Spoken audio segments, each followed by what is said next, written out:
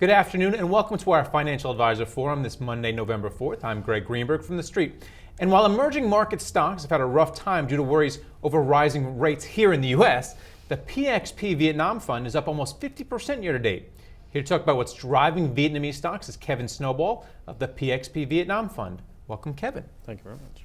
All right, so stocks in Vietnam, tremendous run. Is it primarily due to the fact that their version of the Fed keeps cutting rates?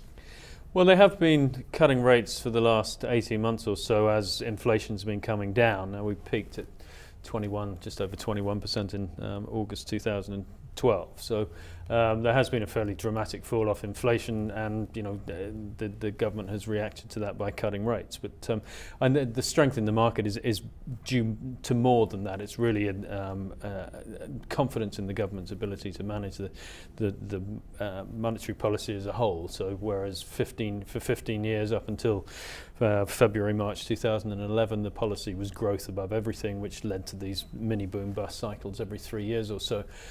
Since then, the government has been attempting to introduce more sustainable long-term policies to remove that cycle, basically. So even with inflation around 7.5% at one juncture this year, there's no worries that their version of the Fed, their central bank, is going to cut rates and really undo this boom we've been seeing?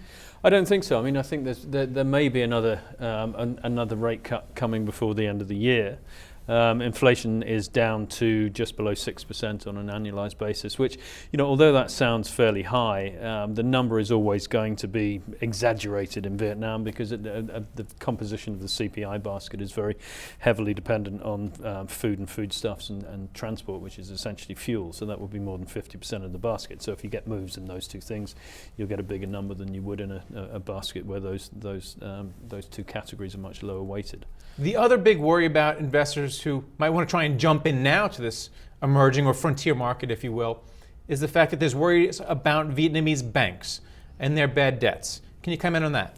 Yeah, I mean, there's clearly a problem in Vietnam in terms of unsupervised lending or far too excessive lending, particularly back in 2010-11.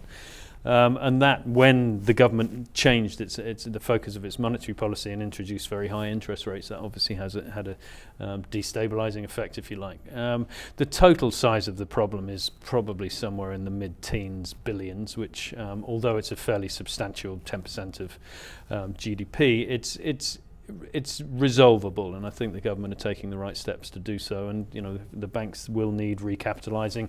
The government are about to raise the foreign ownership limit in banks, so that will allow new capital to come in and to resolve that problem.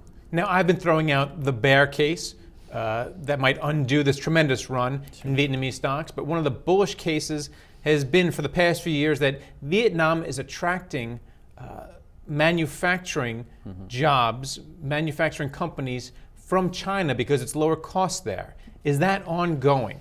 It certainly is, and it's coming with a move up the value chain now. So whereas Vietnam has traditionally been a low-cost, low-value-add manufacturer, essentially importing textiles from India and China, turning them to T-shirts, sending them to Gap and Walmart, there's definitely a move up the value chain, a much better technological mix. So Intel has apparently its biggest production facility globally in Vietnam.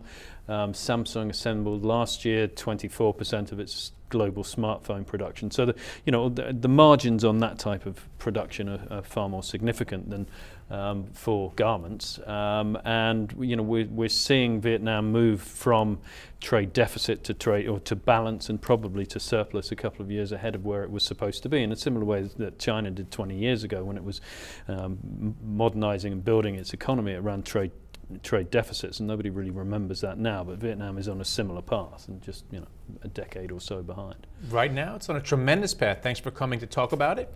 It's Kevin Snowball, and thank you for watching Financial Advisor Forum. Please come back later for after hours action.